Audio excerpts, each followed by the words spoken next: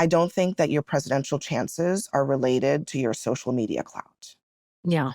So he does look good astride an eagle with a chest. He does look good.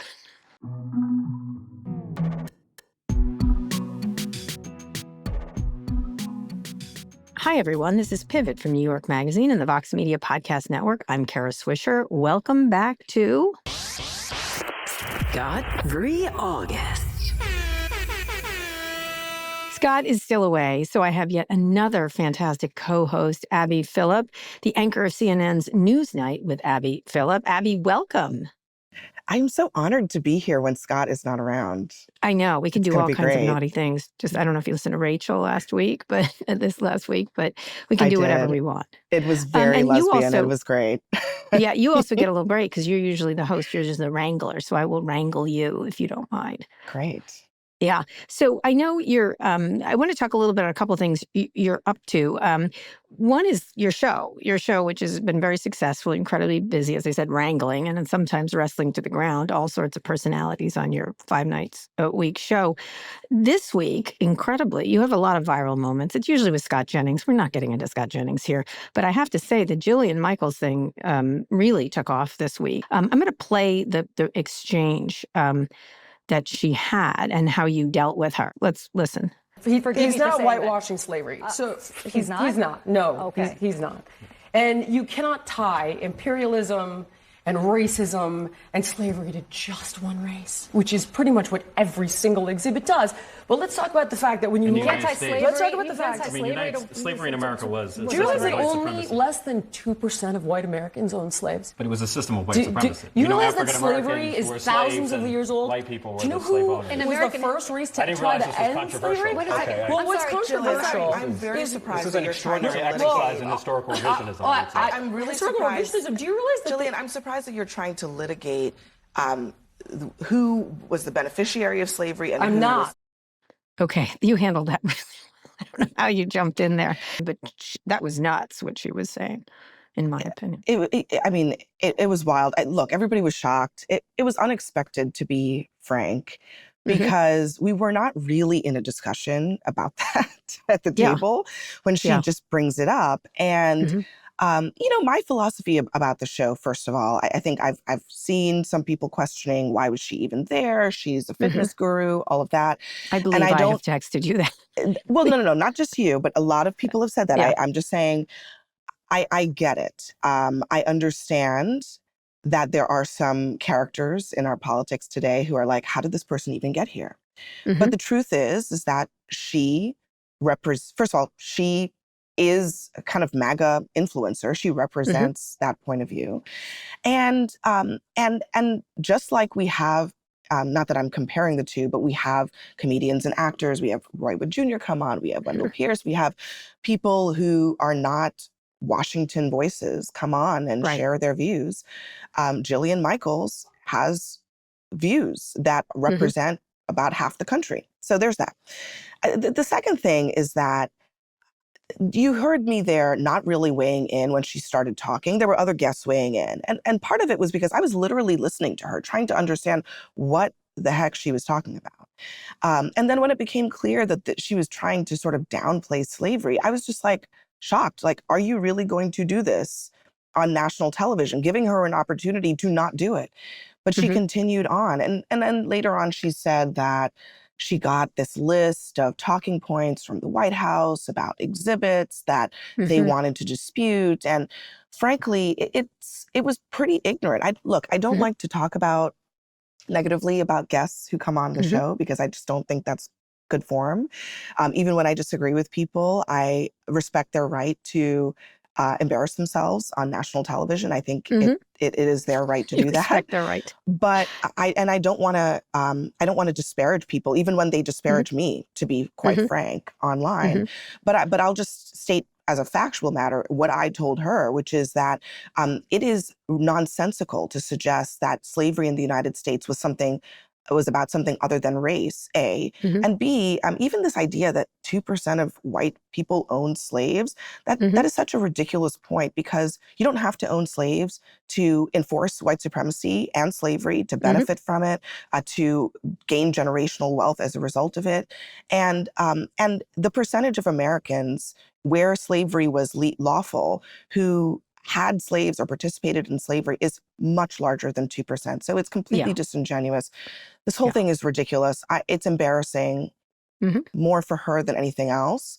But look, I also, I've been on this earth long enough that I know many people believe this. That was not the first time that I had heard that argument. Me neither. Okay. I've heard it from her. You've heard it, right? Yeah. So we've heard this before. So let's be honest, like, people believe this stuff. Right. And don't be shocked when they come out and say it on national television. That was a really smart thing you said. You're trying to litigate who was the beneficiary. You were very even-handed, but also smart-minded. Talk a little bit about how you do that, how you think about what your job is there. I'm never bringing people on to say crazy things. Let's be frank about that. That is never the intention, okay? People's decisions to say crazy things are never expected or predictable.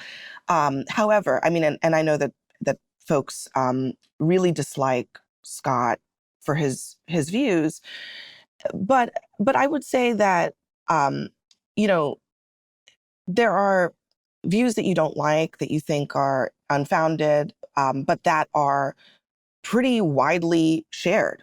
And I think Scott falls into that category. Now, there are definitely times, if you watch the show, that we have conversations where I will say to Scott and others, just stop. Because we're not playing whatever game it is that you want to play in this moment. Just so we're going to clarify, by the way, we're talking about your Scott, not our Scott. Just not your, which is a point of major confusion between us, Kara, all the time. Yeah. You will say, oh, I did this thing with Scott. And I'm like, you did? I thought you... Yes, off screen, Scott really Jennings and I are really... We play pickleball together. We do not. That would be good, though. I would beat him. But I do think that what I try to say is, if I detect that what you're doing is playing a game of let me say something that I think is going to go viral, let me misrepresent what's being said here to try to create a moment, I will stop that. Yeah, you did that around Gaza. Happens. Who was that? There was one. I mean, Scott was involved in that one. I mean, Scott is often involved in those moments when I say, no, we're stopping. And I think that there are guardrails, but I also think it's, this is an imperfect exercise, right? So what you think should be a guardrail, I may not think should be a guardrail. I try to give people a decent amount of leeway to express their points of view, liberal and conservative. And I will tell you that there are times many times, frankly, when liberals cross a line. Yes. And again, the same leeway that I give to the conservative guests, I give to the liberal guests to express themselves. But there are times when I have to stop things, to keep things on the rails, to, we don't want to libel people on television. We don't want to, I don't like the personal attacks, which actually do happen more than I would like them to.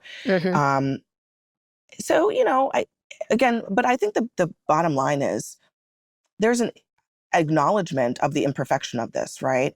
This is a conversation. Oh, I think you handle it. Sometimes I want to send you a bottle of tequila.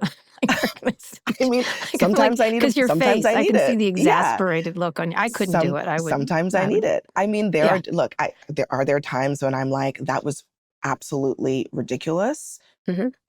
Totally. And but somebody's got to do it. Yeah. And somebody's got to do it. So last question on this. When you think about shows like this and this sort of the partisanship, one of the things I remember you and I talked about was having real discussions and breaking partisanship. And you think it's gotten, not necessarily on your show, but worse or better? Or how do you look at sort of the landscape and what you're trying to do here in general in this country? I don't think that we're solving the issue of partisanship on our show by any stretch of the imagination. I think what we are doing is creating a platform for us to really be honest about what the contours of the debate really are. And one thing that I've grown to really have very little tolerance for. Just personally, I just find it to be boring, but also a little bit disingenuous, is when we have partisans kind of talking past each other, Right. where they're sort of like, they're kind of like on parallel roads and they never really intersect. And I don't think that that really is an accurate reflection of where the country is. So we're in a hyper-partisan moment. And do I think it's getting better? Not really. But do I think that we need to better understand where we kind of agree and disagree? Yes. And the only way to do that is to really take that on head on. And I like that what we do is actually we get into the nitty-gritty about what it says about us, that some people, you know, everything that Trump does, they love. Some people think that it's the dawn of fascism. And I think that we have those values debates, and those conversations are important to look. We have to understand our neighbors, because these are people that we know, right? Yeah. Our neighbor, Yeah. They represent actually more of your neighbors than you think probably voted for or supported Trump. And I think we need to understand them a little bit better, but we also need to have a little bit more honesty about what it says about our democracy, our values as individuals and as a community, that we want certain things for our country or we don't. So I get that. I get that's that. what I think we are doing. I think when wrestling metaphors are used, I don't love that, right? Like the idea of wrestling, because then it's a game. Then it's the game. I mean, I think that's the difficult part that you face. I don't envy you in that regard. But let me ask you about something else you're working on. You have a book coming out in October, and it's sort of in that genre. It's called A Dream Deferred: Jesse Jackson and the Fight for Black Political Power. It focuses on Jackson's presidential runs in 1984 and 1988. I'm surprised this is your first book. For some reason, I would imagine you have written books before. But why did you want to write about Jesse Jackson, he's not gone from our history, but in a way he is. He was such an enormous figure for so long, at least in my political upbringing. Jesse Jackson was a permanent figure in politics. Talk a little bit about what you've learned and what will people be surprised to learn. I think it's exactly for the reason that you just laid out that I decided to write this book, because he is both this seemingly ever-present figure in our understanding of the world, and also somebody that has kind of faded from memory in recent years, especially, and I don't think has really ever been well understood.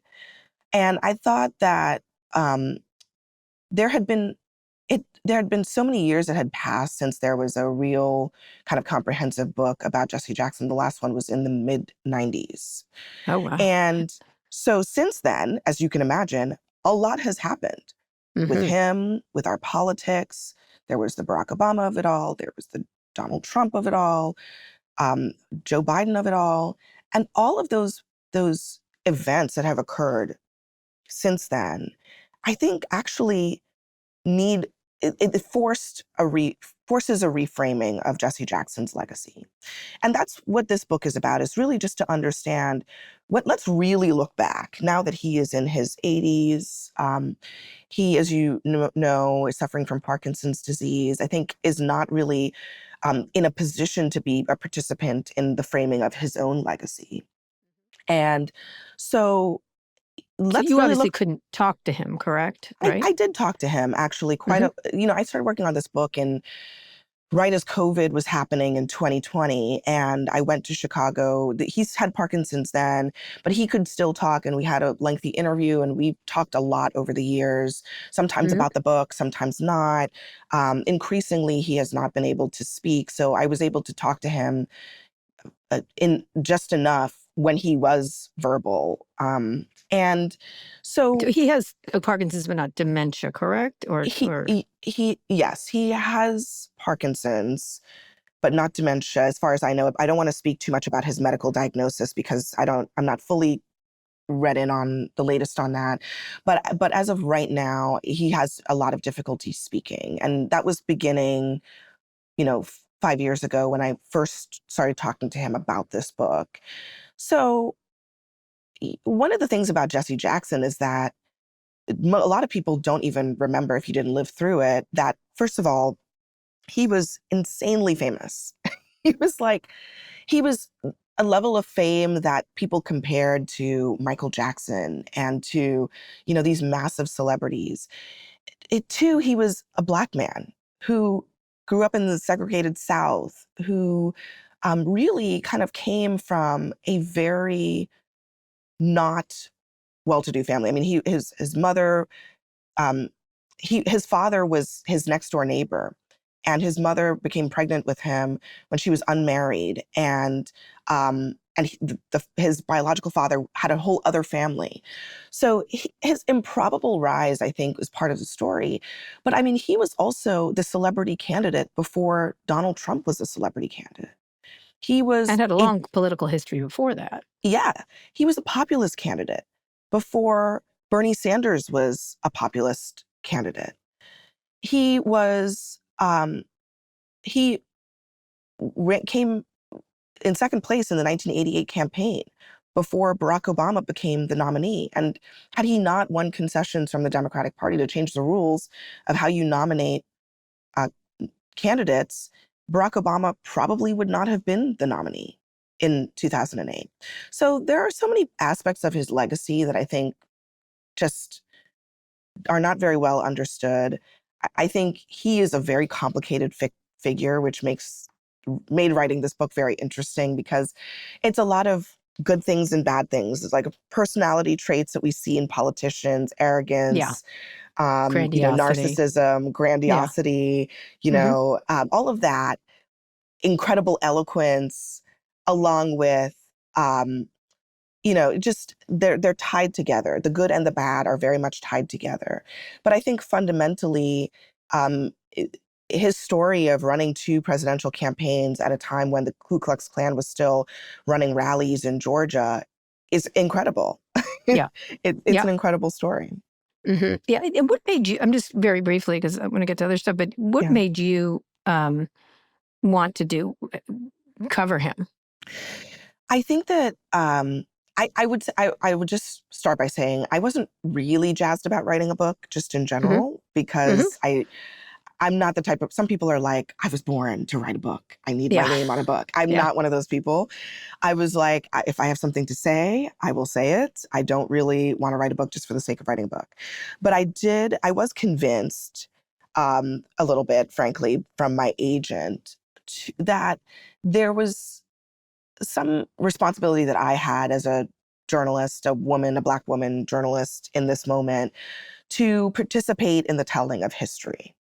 And I think as a political journalist, I wanted to choose a political figure whose story was not that well understood. And I think Jesse Jackson's story I realized as I was researching it, was not terribly well understood, but super relevant in this moment of, rising economic populism, of questions about whether or not the Democratic Party should have a coalition that is actually diverse, that represents, Black people, white people, Asian people, Native American people, LGBTQ people, all of that.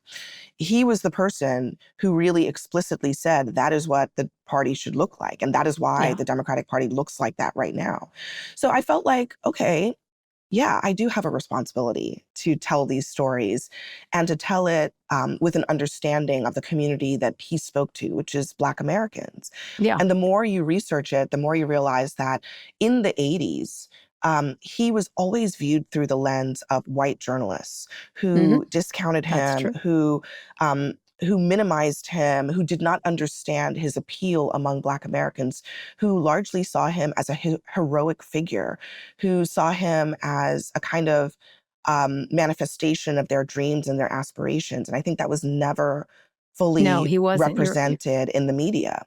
Yeah, you're absolutely right. I mean, of course, his involvement with Martin Luther King and the Southern Christian Leadership Conference was also important. But he was really one of the first. I remember being struck by his talking about economic issues over, even though he's thought of as a racial figure, like that kind of thing, the way he was portrayed.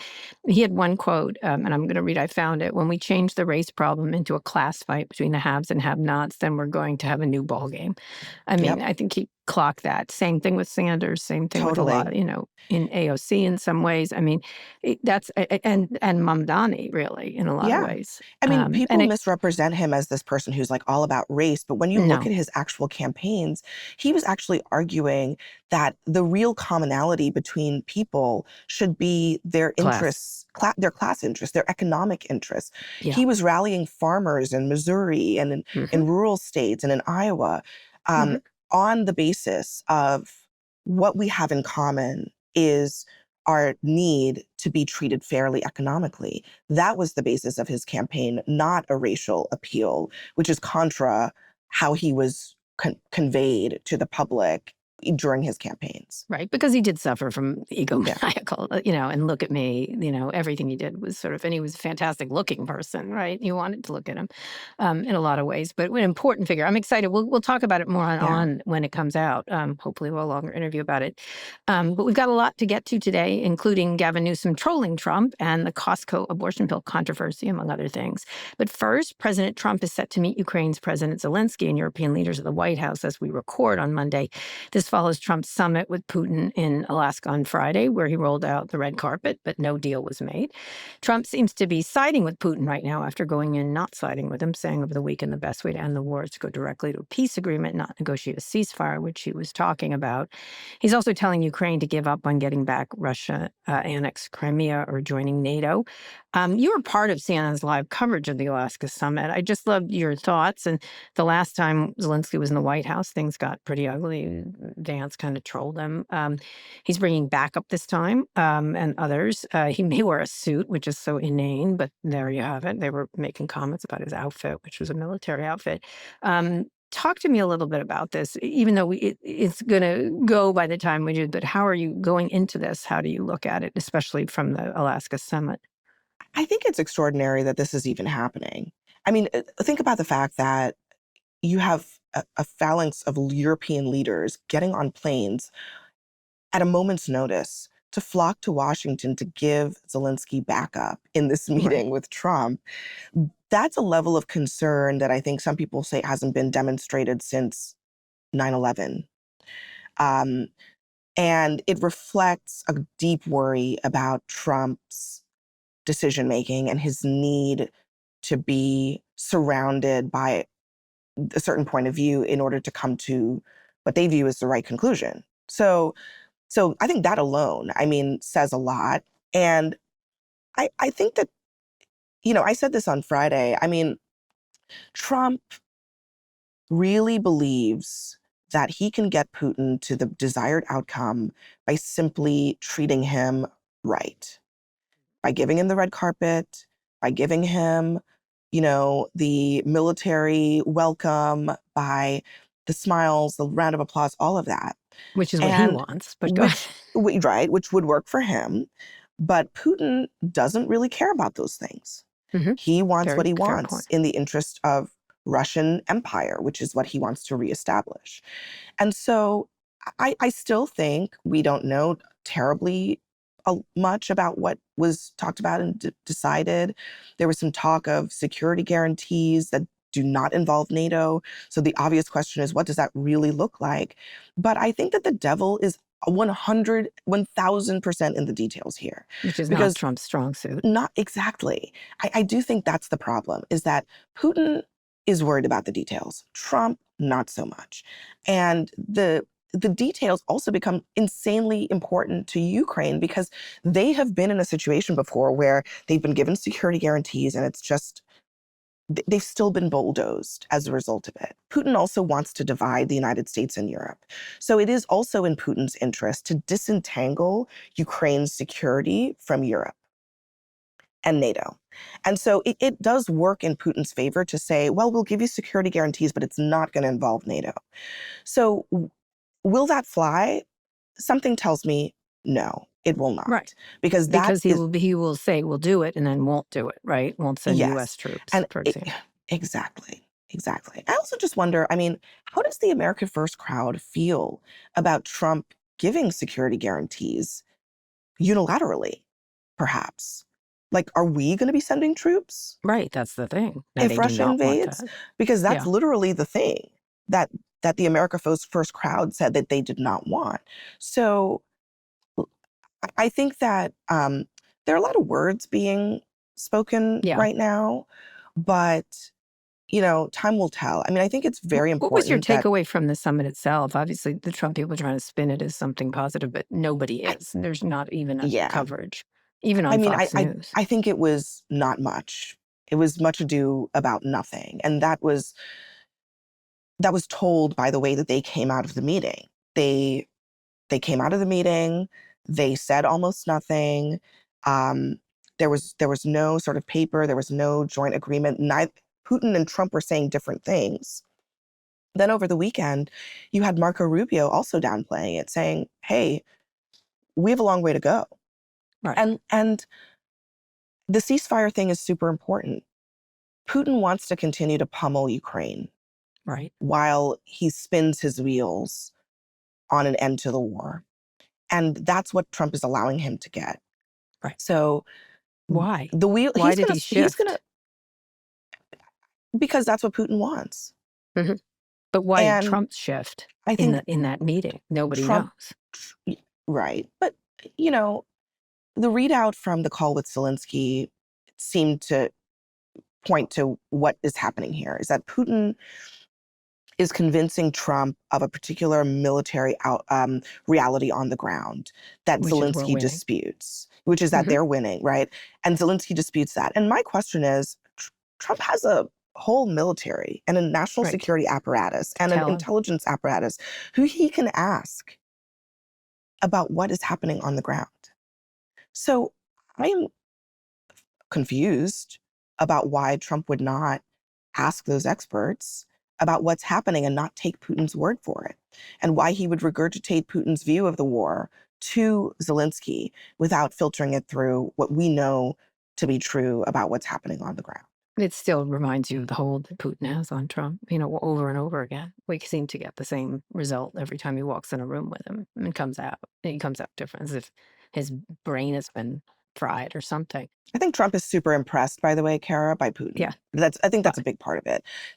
He's just very impressed by him. He thinks that he's got it figured out, that he's arranged Russian society in a way that he admires. I think Trump really just thinks Putin is doing it better than anybody else. Right. And he's not concerned about the moral quandary of Putin killing dissidents and killing perhaps enemies. doing war crimes and all of that stuff. It's an admiration at the heart of it. And he doesn't admire someone like Zelensky. By the way, First Lady Melania Trump entered the chat, oddly. She wrote what's being called a peace letter to Putin that Trump hand-delivered at the summit. In the letter, she tells Putin it's time to protect children and says he can single-handedly restore their melodic laughter. It was a strange letter, but I see her point. Some people are wondering if the letter was AI-generated. They don't know. It's about the children that Russia has taken from Ukraine and are bringing to Russia. It's really quite a heinous act on behalf of the Russians. Any thoughts on this? Were you surprised? I'm not surprised, no, because I think this is how Melania likes to engage in these things. She picks an aspect of it that she thinks is sort of universal, which I think this probably is, and weighs in. And I think it's fine. I think it's good and it's nice. Do I think it matters? No. Yeah, she's somewhat anti-Putin from what I can read, that she's the one shifting him over a little more against. She's obviously from countries where this... Right, yeah. I mean, I think that would make sense, just like given her background. But I also think that, I mean, she has a lot of influence over her husband. So she does. If it were me, I think that's probably the best place to exert influence is with the president of the United States. Yeah, presumably. Yeah, I was sort of surprised, but it was a strange letter. But I was like, okay, sure. Okay. We'll see what happens.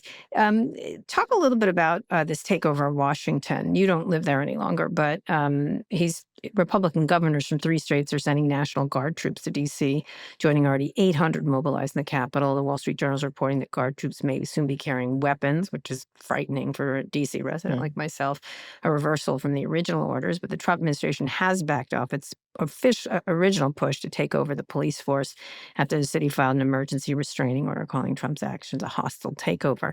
It's been 1 week since Trump announced the takeover. He's obviously putting troops on display in places where there's not high crime, such as at Union Station or on 14th. I mean, there's petty crime at 14th Street, really, for the most part. But what do you think about what's happening there as a former D.C. resident and what it represents?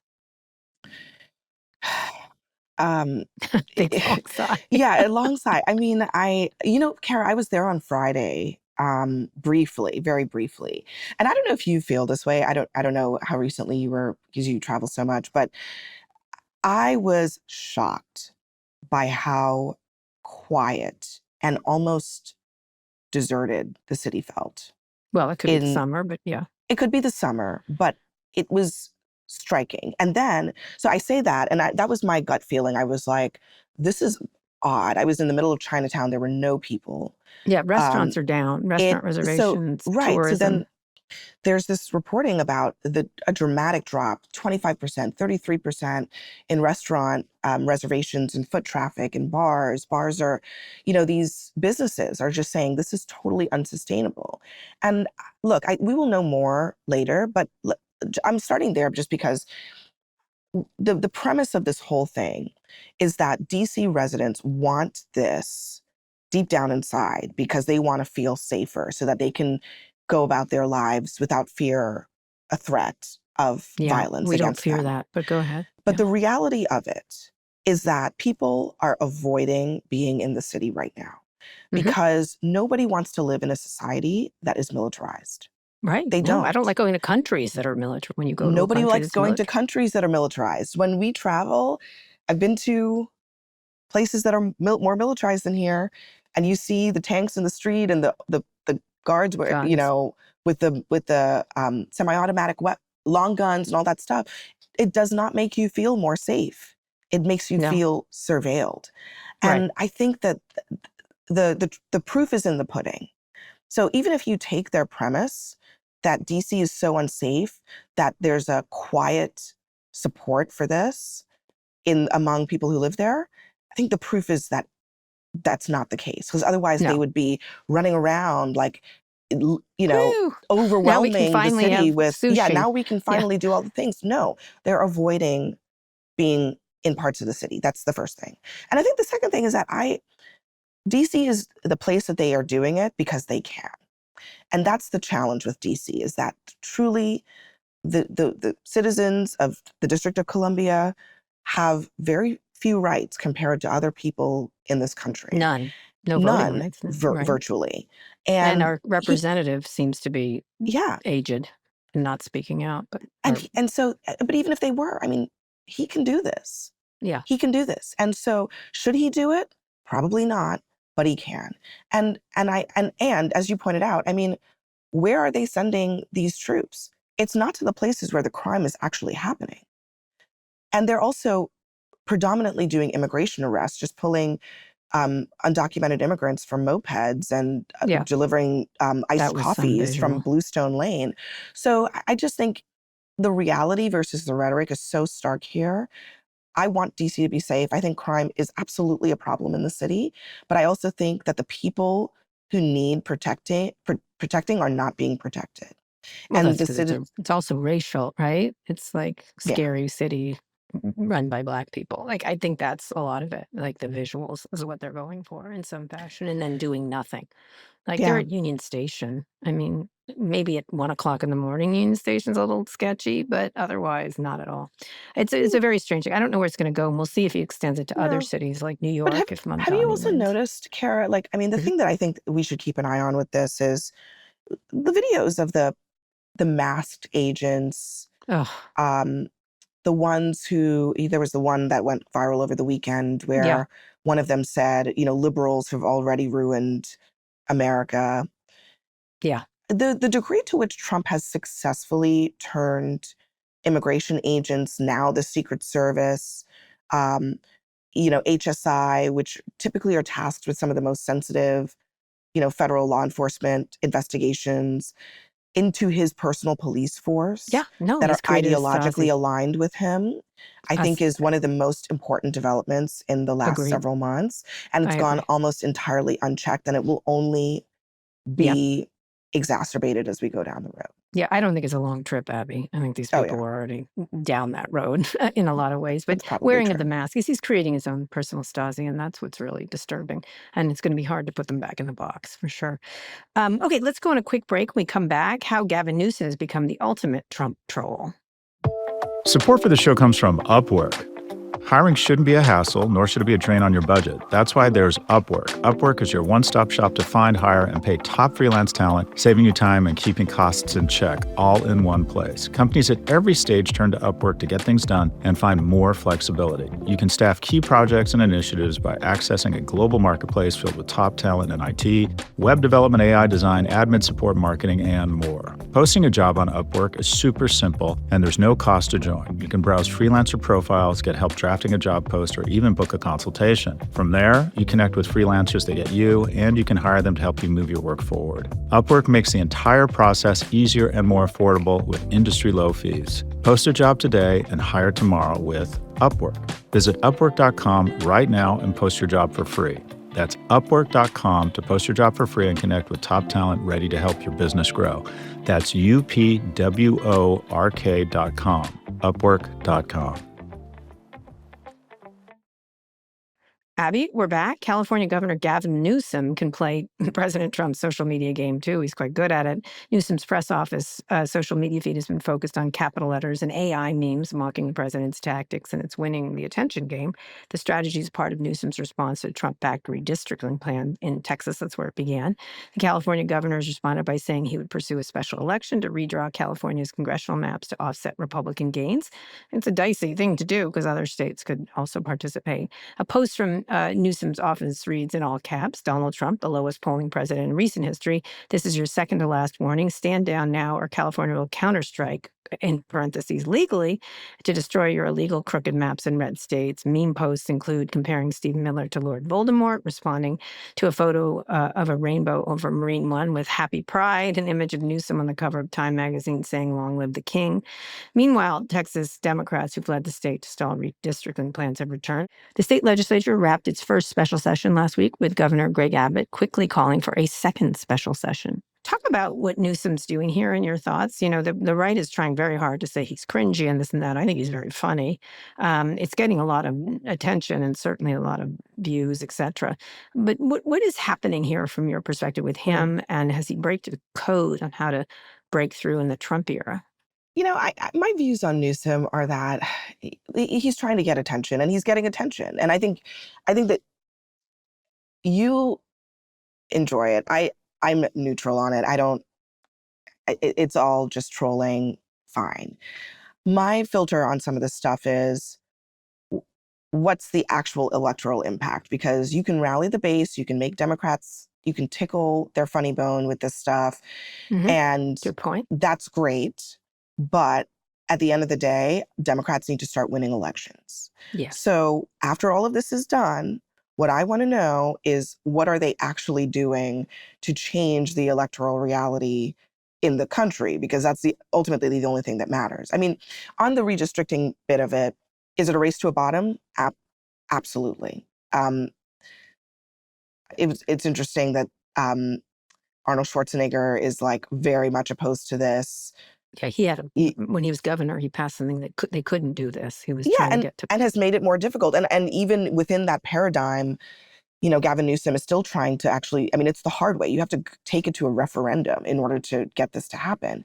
So, I mean, look, if he's able to take it to a referendum and get approval from voters to redistrict, then I guess by all means. But I do think, and I see this a lot, Democrats do get held to a higher sort of almost like moral standard than Republicans do on stuff like this. There's always the question of, why aren't you moving to the middle? Why aren't you trying to appeal to moderates? Meanwhile, the fact of the matter is that Trumpism and the rise of MAGA has occurred by completely ignoring this, even the mildest concept of moderation. I mean, Trump and Republicans have gone as farther to the right than they have been Right. They don't care in a about very long time. the rhinos at all. Yeah. They don't So care. I do think that it's worthwhile Democrats saying, okay, let's really address the desires of voters here.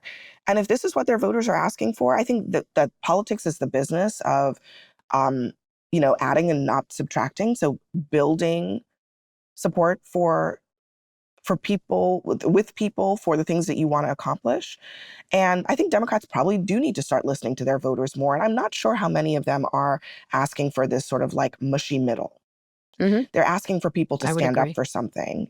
And what that thing is, I think they're going to have to figure out. But they do need to start standing up for something as opposed to trying to be in this weird, like, neither here nor there place. Yeah, we're supposed to be real nice, and the others can do whatever they want, in other words. So when you look at the Texas Democrats standing up, which they did, they fled the state to stall these plans. It may not work, but they did it. That's sort of a version of leadership. And then what Newsom's doing, how do you compare them? Like, do Democrats have to be doing things like this that show some level of backbone? Because a lot of complaints you hear from Democrats are everyone's a noodle, like Chuck Schumer or whoever it happens to be. Noodles everywhere, and they are kind of like this. Do you think it pays off from a political point of view for Newsom or these Texas Democrats? I think the Texas Democrats, it's an exercise in futility, but there was also a precedent for doing it. There was an attempt to do this very same thing in Texas in the early 2000s. They did the same thing. They left the state, but ultimately the court sided with Texas Republicans in the redistricting fight. So they knew that this was going to end the way that it is ending. But more, I think if they want to make a statement by leaving the state, then fine. I think that's totally fine to do. And I think that there is some value in showing your voters that you care enough to put yourself on the line, even if it's going to end a certain way. Right. On the Newsom part of it, I mean, same thing, really. I mean, Democrats have to figure out how they fight back. And they may need to fight back by simply fighting fire with fire. But because I don't think that by Democrats sort of unilaterally disarming, you're going to resolve the problem of gerrymandering in this country. Gerrymandering needs to be resolved, but it's not going to be resolved by one side just kind of laying down and getting rolled over while the other side gerrymanders. Although some Republican state governors have resisted in New Hampshire and elsewhere. They don't want to be pulled down into this muck, but they probably will be, presumably. And we should be clear that some of the most gerrymandered states are not just Republican states. Places like Illinois are heavily gerrymandered. So it's not to say that gerrymandering is the domain of one party over another, although Republicans do utilize it heavily, especially in southern states. But and I would also add that Democrats nationally have been way more willing to say, we would like to take this off the table for everyone, ourselves included, whereas Republicans have not said that. And so there is it for the midterms, which aren't looking great for him. And they don't want to not utilize gerrymandering. Yeah, period. They like so, it. So I mean, in this moment, I think it makes sense what Gavin Newsom is doing. If he's in, and I think it helps. But you're neutral. Actually. It's interesting. You're like, I'm not amused by look, Gavin. I think that the Twitter, X, whatever, I guess I should call it X, the X shenanigans do not move me at all. Like, I find them to be very unimpressive, not important, does not matter to the average person, but it tickles people's fancy, so great, go for it. Yeah. It's giving him a lot of impressions on social media, great, go for it. Does that up his presidential chances from your perspective? No. That's starting now, right? That's another discussion for another day. But I will just say that I don't think that your presidential chances are related to your social media clout. Yeah. So he does look good astride an eagle with a chest. He does look. You will become well known, but that doesn't mean that you are more likely to be elected president. And so that's the other part of this that I think is why I'm kind of super neutral about it, is that I just feel like people often mistake those two things. Does this person go viral on social media versus can they actually bank votes? And those things are not the same. And the folks who are interested in Democrats beating Republicans should pay very close attention to that distinction, because that's also one of the reasons why they didn't see Kamala Harris's loss coming, because they falsely believed that chatter on social media was related to votes, and it's not. It's not. Snakes on a Plane. That's what they're called. Which was very popular and then didn't do very well as a movie because it was a bad movie. But it's still iconic, and it is still iconic. It still has to be a good movie. That's what I say. All right, Abby, let's go on a quick break. When we come back, the Trump administration's plan to rank companies. Support for Pivot comes from Groons. If you've ever done a deep internet dive trying to discover different nutrition solutions, you've likely had the thought, surely there's a way to improve my skin, gut health, immunity, brain fog without offending my taste buds. Well, there is. It's called Groons. Groons are a convenient, comprehensive formula packed into a daily snack pack of gummies. It's not a multivitamin, a greens gummy, or a prebiotic. It's all of those things and then some for a fraction of the price. In a Groons daily snack pack, you get more than 20 vitamins and minerals, 6 grams of prebiotic fiber, plus more than 60 ingredients. They include nutrient-dense and whole foods, all of which will help you out in different ways. For example, Groons has 6 times the gut health ingredients compared to the leading greens powders. It contains biotin and niacinamide, which helps with thicker hair, nails, and skin health. They also contain mushrooms, which can help with brain function. And of course, you're probably familiar with vitamin C and how great it's for your immune system. On top of it all, Groons are vegan and free of dairy, nuts, and gluten. Get up to 52% off when you go to Groons.co and use the code PIVOT. That's GRUNS.co using the code PIVOT for 52% off.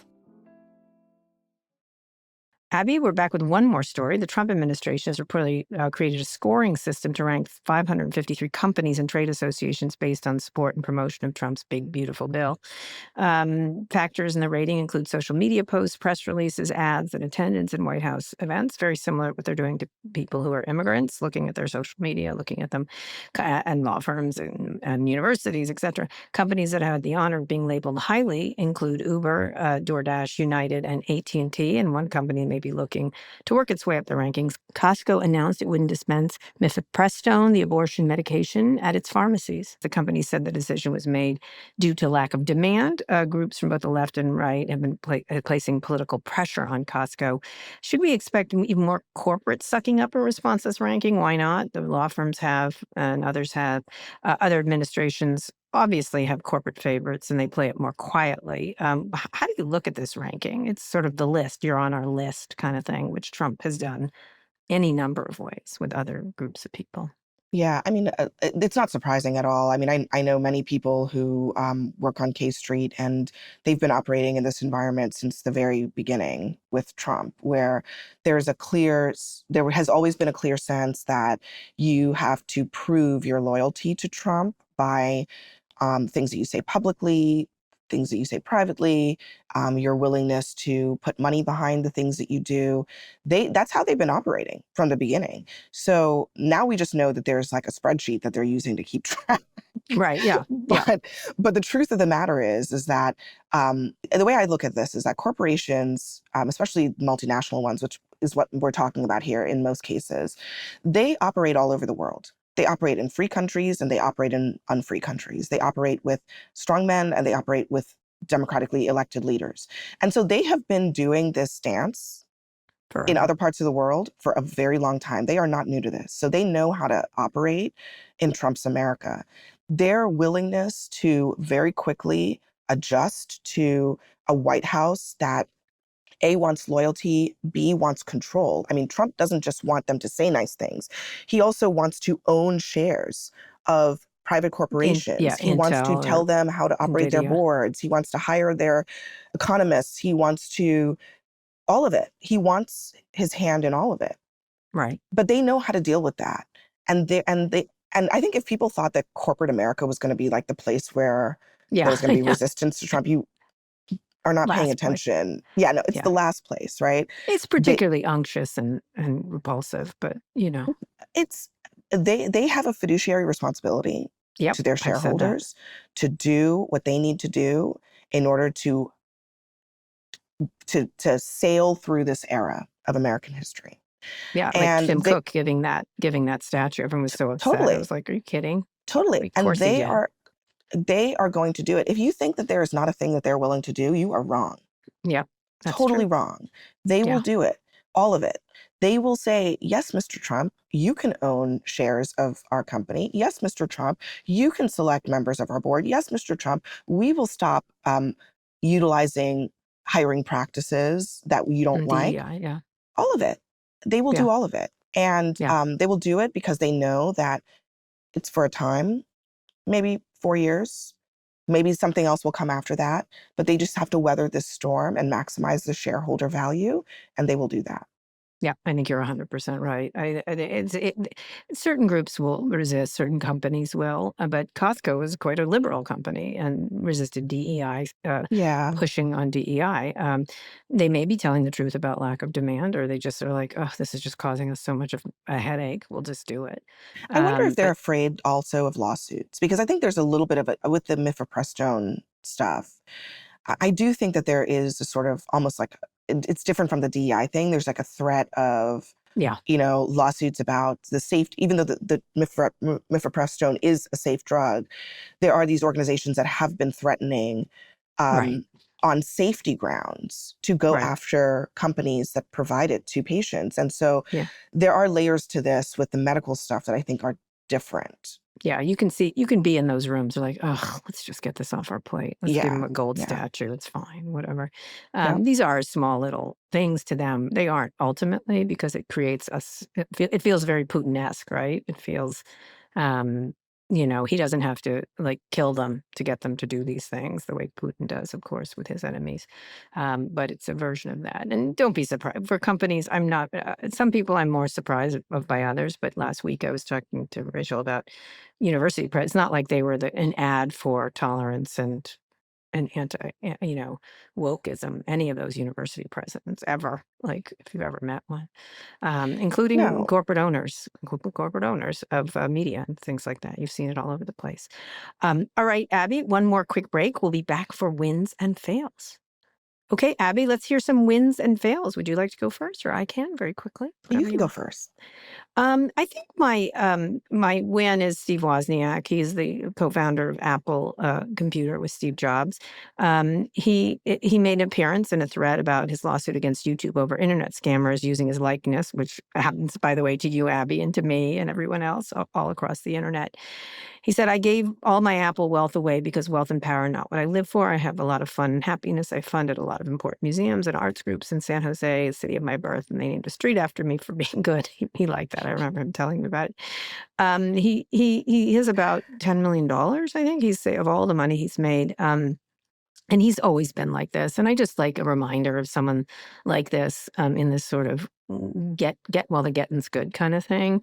He is a very happy, jolly person. And I find it really nice that there are other kinds of billionaires. They're not all the same, or very wealthy people. And he certainly his impact has been massive on us. Steve Jobs gets all the attention, but Steve Wozniak was also critical to Apple, which we all use today. And so I really like that.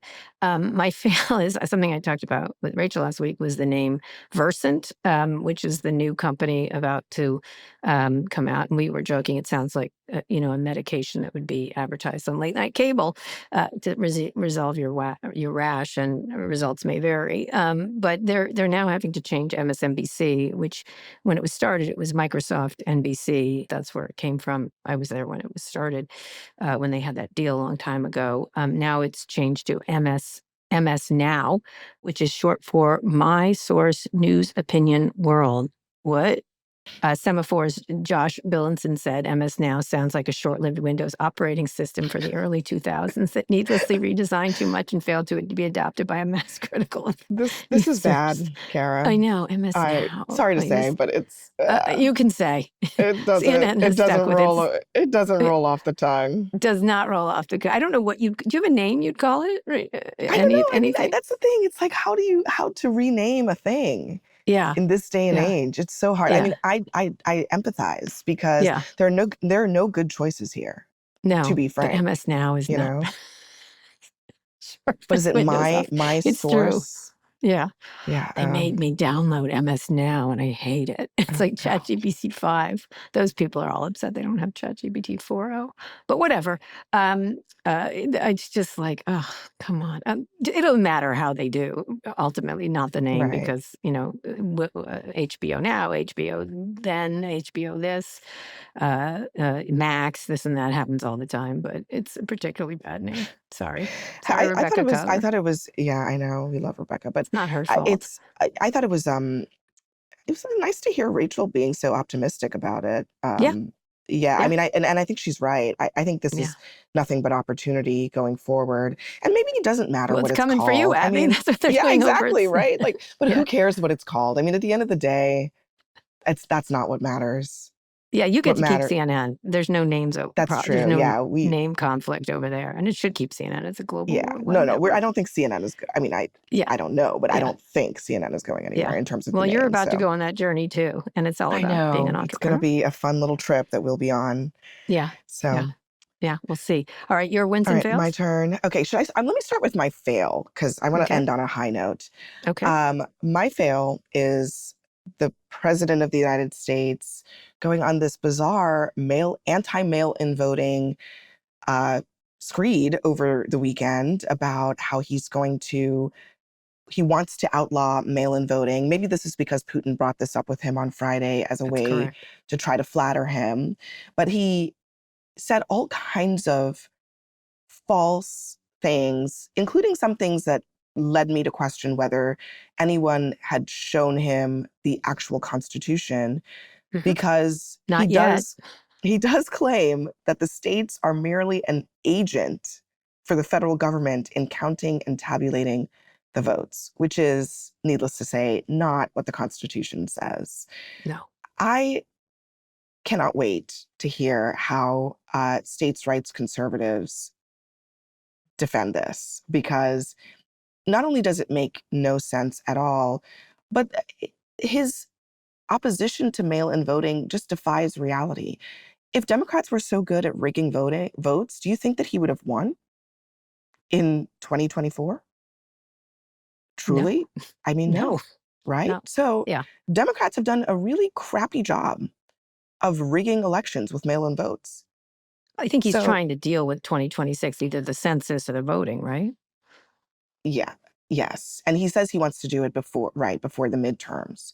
But I mean, I say this as, it's not a joke, but somewhat lightheartedly, but is also super important and terrible at the same time. I do think that this is just a bald-faced lie that ought to be immediately And slapped voting down. machines, same thing. He wants to get more Yeah, voting I mean, machines. I think he wants to use literally, rocks. Everyone gets a rock. he wants. He said something about watermarked paper. Yeah. I Okay. I can't even begin to unpack that one, but It that's creates distrust in voting. That's the my whole fail. continue. Okay. He Good just wants fail. he wants more paper, which Good. I don't know what to He tell likes you. paper. He My hates win trees. is I have a 4-year-old now, Kara, and I successfully executed a 4-year-old birthday party this weekend. And I will tell you that this one was hard. It was Why? harder than the ones that came before because she had so many freaking opinions about this party and about the gifts that she was expecting and Yeah. about, I mean, I was like tracking down the RSVPs like it was my party. Like, is her best friend coming? Like, oh my God, what if there are not these people that she really loves? And Yeah. I'm glad to be through it, but that's Yeah. my win. First of all, I've kept a human alive for 4 years. Yeah. I successfully planned a Congratulations. birthday party for said human. Yeah. I still have my hearing because the Mhm. kids screamed like banshees Mhm. for at Yeah. least 45 minutes at the start of this party, Yeah. just nonstop running around and screaming. Yeah. And I'm here to live to tell the tale. Oh, Abby, you have no idea what's coming. I have 4 kids in Vermont right now, and let me just tell you, it's you're gonna love 7 and 10 and 13. Oh, yeah. I mean, I'm worried because the way 4 went, I was like, wait a second. You You're not supposed to do this better get yet. some endurance going here, Abby. You're not No supposed to do idea. it. Yeah, she also asked me for a 7. gift that then she told me that she didn't want anymore and 7. that I should return. I'm going to give you some advice. 7, 10, 13, 16. Let me just 20. I didn't have the right yogurt this morning. Oh, Sleep for his oof. macros. Don't even talk to me. I had to buy 2 The chickens. macros, not the macros. Don't even. I'm not even going to let you know about that yet. You got a protein monster in your house. I Oh can my tell. God, don't even talk to me. Don't even everyone has a different situation. Anyway, congratulations on that and get ready. That's all I have to say. We want to hear from you. Send us your questions about business, tech, or whatever's on your mind. Go to nymag.com/pivot to submit a question for the show or call 855-51-PIVOT. Elsewhere this week, I talked to philosopher and author Jason Stanley about fascism in the Trump era for just a light interview. Let's listen to a clip. It's a kind of paint by numbers fascist dictatorship that is emerging. It's not, it's something that you would read a book and it says, this is what they do, and that's what they're doing. Sometimes I feel like they're reading my books. So it's not hidden. And so it's not a sophisticated version of authoritarianism, not even as sophisticated as Putin. But does it have to be? It doesn't appear so. It appears that the United States is exceptionally vulnerable to fascism. Just what you were saying, Abby. He's really an interesting fellow. He's the one that moved to Canada, which I chastised him for. Can I say one quick thing about Yeah, that? sure. Just because first of all, Sure. that's super interesting. The one thing I would say is that even though I think it's super important to understand the history of all of this, I think people need to be very focused on the here and now in terms of tactically what is being done to, if you disagree with what Trump is doing, to address it. And I think people forget about that as they are sort of like, oh, well, this is like what happened, X number of years ago or over there. Yeah. And the question is, how do you convince your neighbors to vote for something different the next time around? Right. Although he did point out there are primers of how to resist the civil rights movement, speaking of which you just wrote a book about this. There, in the civil rights movement, the images that worked there, especially the brutality, moved over a group of people, mostly white, that suddenly became empathetic and things changed, right? And totally more and more protests happened. So, and Jackson was part of that, right? Calling attention to it, as you noted. So we'll see. He's an interesting guy. Okay, that's the show. Abby, thank you for joining me. I really appreciate it. And people can watch you on Newsnight every weeknight on CNN. And your book, A Dream Deferred, Jesse Jackson and the Fight for Black Political Power, comes out in October. And again, we're going to have you on to talk about that. I really appreciate it. Thank you so much for coming on. Thank you, Kara. I really appreciate it. We did it. We did it. Anyway, everybody, thanks for listening to Pivot. Be sure to like and subscribe to our YouTube channel, which is growing by leaps and bounds. We'll be back because now podcasting is video. Abby, I don't know if you know that, but FYI. We'll be back on Friday, and I will read us out. Today's show was produced by Lara Naaman, Zoë Marcus, Taylor Griffin, and Kevin Oliver. Ernie Anderdutt engineered this episode. Jim Mackill edited the video. Nishat Kurwa is Vox Media's executive producer of podcasts. Make sure to follow Pivot on your favorite podcast platform. Thanks for listening to Pivot from New York Magazine and Vox Media. You can subscribe to the magazine at nymag.com/pod. We'll be back later this week for another breakdown of all things tech and business. Again, thank you, Abby. And say hi to your Scott. I will. Okay. All right. Thanks, Abby.